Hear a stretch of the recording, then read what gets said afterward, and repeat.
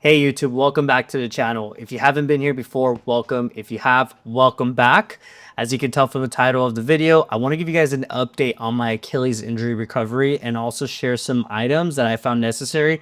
I do have notes in front of me, so I apologize if I'm going back and forth. I do just want to go ahead and make sure that I get all the accurate information for you guys.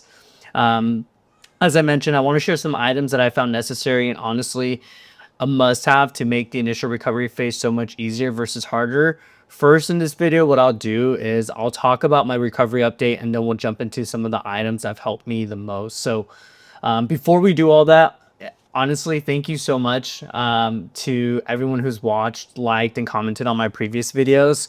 It's honestly helped me a lot mentally and physically to know that I'm not the only one going through this. Again, I've gone through this before on my left Achilles. This time it's my right Achilles. And honestly, just reading all your guys' comments and hearing about your experience has been really encouraging. And I hope to keep making these videos to help you guys too.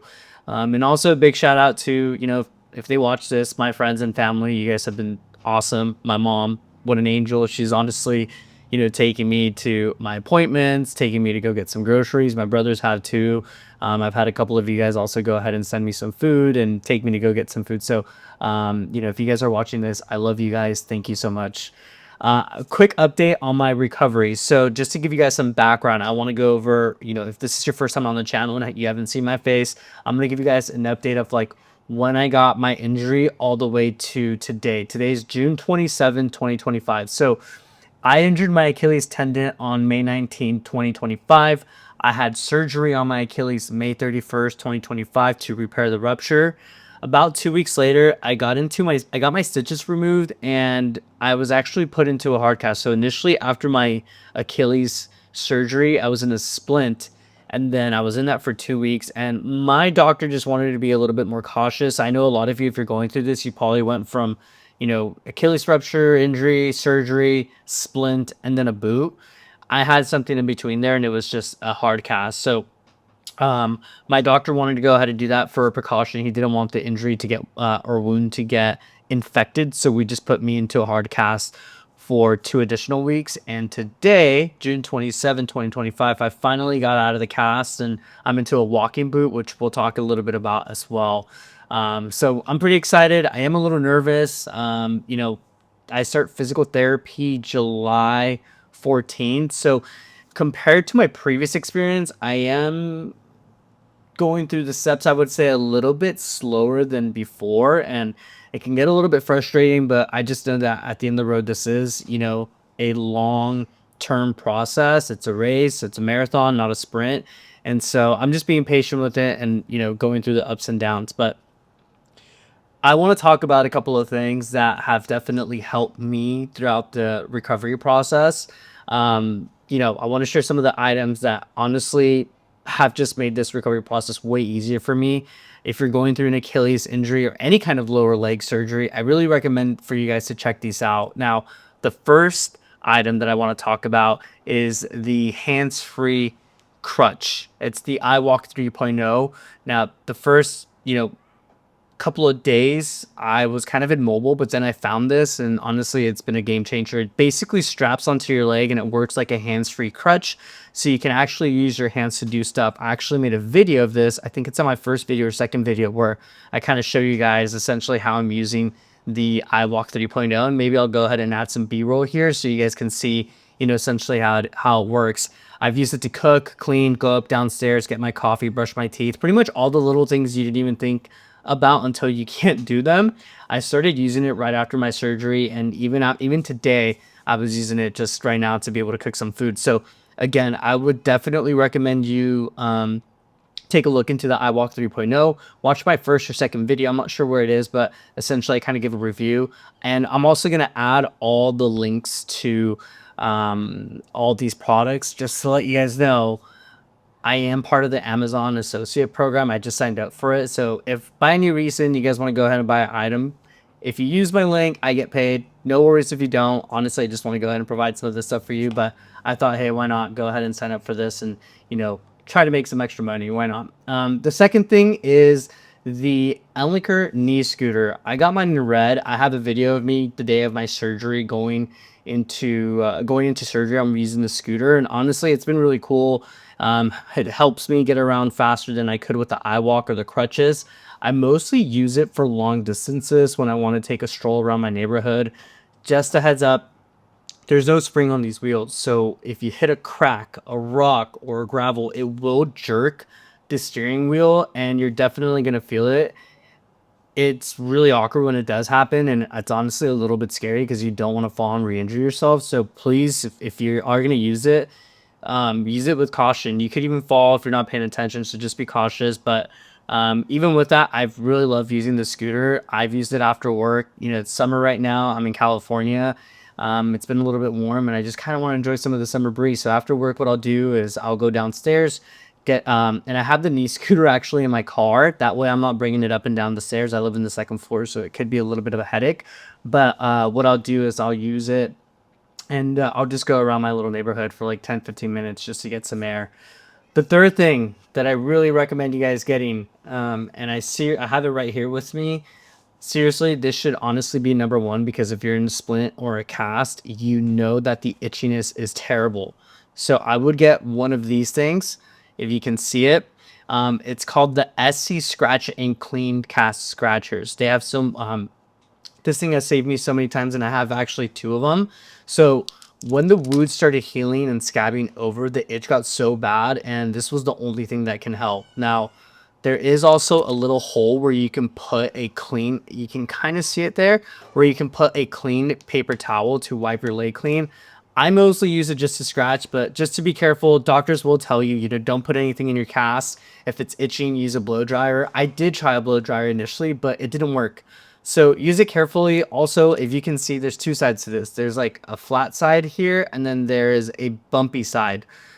Make sure you're using the bumpy side on your skin, because the smooth side, no, if you use the smooth side on your skin, this is going to be hitting, the bumpy side is going to be hitting along your cast, and it could get caught on some of the wrap that's in your foot and in the cast. So, and it could be hard to get out. So just be careful with that. The fourth thing is it's a tower fan with a remote. So if you don't know what a tower fan is, I'm going to probably do like a screenshot right here. It's the end of June. It's starting to get really hot. I definitely recommend you getting a tower fan with a remote.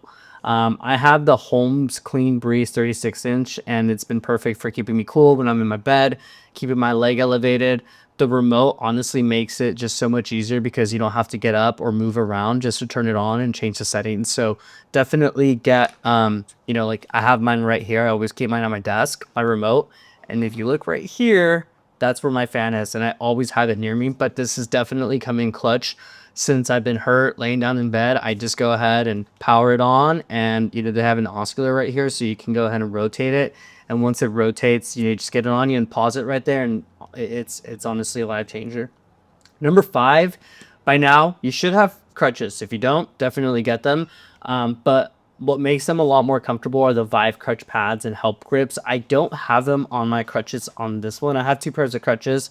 I have one at home and then one in my car. I would go ahead and definitely get these. They help a ton with the armpit and wrist soreness, especially if you're using crutches for long times of periods. Like if you look, obviously the knee scooter and the iWALK are over, $120. I know I could definitely get prices. So sometimes crutches may be your only option. I would definitely recommend investing in some of the crutch pads and hand grips. I only had crutches the first time I got hurt, and these things really came in clutch. So I would definitely recommend that. The next thing is a fanny pack cross bag. I have one here, and I'm going to show you. I'm going to add the link to mine as well. While you're using the iWALK, the scooter, or the crutches, you'll notice that you basically can't really use your pockets sometimes. Maybe your back ones, but all the straps and metal parts hit your thighs, which is kind of where your pockets are, right? So I recommend getting a fanny pack or a small crossbody bag to carry your phone, your keys, and everything else you need to have. Mine's really small. It's a really cool little Adidas one that I got. I like it. I'm going to pull back a little bit. When I'm using my crutches or the iWALK or anything like that, nothing's really hitting me. I could even go ahead and put it in the back. And really all I really put in here are my phone, keys, and wallet. pretty much all the necessities. Again, this is a really cool little Adidas one that I got. I'm going to go ahead and add the link to this bag. I did get it on Amazon, so I'll make sure to add that onto the description. Now, a couple of things. Shoes for Achilles recovery. Now, once you start getting out of the boot, which I just did today, or out of your cast, you're going to be moving around. You're going to need some support and more comfortable stuff. So I did so much research on this. I watched plenty of YouTube videos and I couldn't really get a direct answer. But before picking out the pairs I bought, I kind of just went with these two pairs. There probably are better options out there, but these are what I went with, and I'm going to go ahead and explain why. Now, the first pair of shoes that I went with are the Nike Vomero 17. I picked these because they have really good cushioning and are high. They have a higher heel drop. Essentially, what that means is the back of your foot goes downwards to your toes, right? So what this is going to do, it's going to take tension off the Achilles when you're walking. They feel stable. I did try them on, but unfortunately I don't have them here. I'm not sure where they're at. They feel stable. I haven't opened them because I'm not going to be walking anytime soon. So I kind of just have them in my car. They feel stable, soft enough to be comfortable, but firm enough for your foot so it doesn't feel like it's kind of sinking and sliding around. Again, as I mentioned, I plan to use these as my main shoes once I'm clear to walk without the boot full time. The next pair of shoes that I got is, I have it right here. They're the Hoka Bondi 9s. Now, I did a lot of research, and again, these shoes might not be the best pair of shoes to have as you're recovering because these don't have the best, they don't have the best heel drop from what I've read. And again, heel drop is essentially, let's say this is like a flat shoe with no heel drop. Heel drop goes like this. So the shoe will start here, and then, you know, your foot will eventually go down. Again, this takes tension off the Achilles. Now, the reason why I got the Hoka Bondi 9, they're super popular for injury recovery because they do have a thick cushioned sole, as you can see here, and a rocker bottom that helps you roll through the stride without putting as much strain on your tendon. I've read a ton of reviews of people recovering from Achilles injuries, also like plantar fasciitis and other foot issues, and everyone has seemed to love these. They also have wide, stable base and plenty of support. Now, again, I am in a boot, and the boot is still not enough to keep me leveled out, right? My hips, when I walk with the Hokas, are still uneven. So what I had to do is I actually had to get this thing called the Even Up. And essentially, if you guys give me a second, what I'll do is I'll show you how this works. Essentially, what the Even Upper is, it allows for it to go under your shoe. And what this will go ahead and do, it will help balance out the height of your shoe to the boot. And why is this important? It's important because if you use shoes long enough that are and your legs are not the same length or height, you're going to have some major hip pain, back pain, and hip issues in the long run. So essentially what this does, it goes into your shoe like this, if you guys can see this, and it just creates a little bit more of elevation so it can go ahead and match with your boot that you're using. Now, I'm not going to take my boot off right now. It's going to take too long for me to go ahead and do it, but once I added this, and again, now I'm walking, not walking fully, but I'm using my crutches and able to put some weight onto my boot. The Hokas with the big cushioned sole, with the addition to the Even Upper, are literally the perfect combination for me. I can't wait to be able to use both shoes of the Hokas just because they are super comfortable. Now, they come in multiple sizes. There's like a normal size, a little bit of wide, which is called E or 2E, and then they have like double width. So my foot's a little bit wide, so I didn't get the normal size. I got the one right in between, and honestly, they fit perfectly. So yeah, the next thing that I got, if I have them around here, are adjustable heels. So these are actually going to go into the Nike Vomeros that I got. These are going to be super important to wear. Again, I plan on using these with the Nikes once I start physical therapy. What they're going to do, because but the Nike Vomeros do already have a good heel drop, but it's just going to help take even more tension off the Achilles while you're transitioning out of the boot. So you can stack them to get them the right height, and then slowly over time, the tendons get stronger and more flexible. I actually do have them right here. So let me show you what this is. It comes in a bag like this, and you can get these on Amazon. Again, I'm going to put the link on there.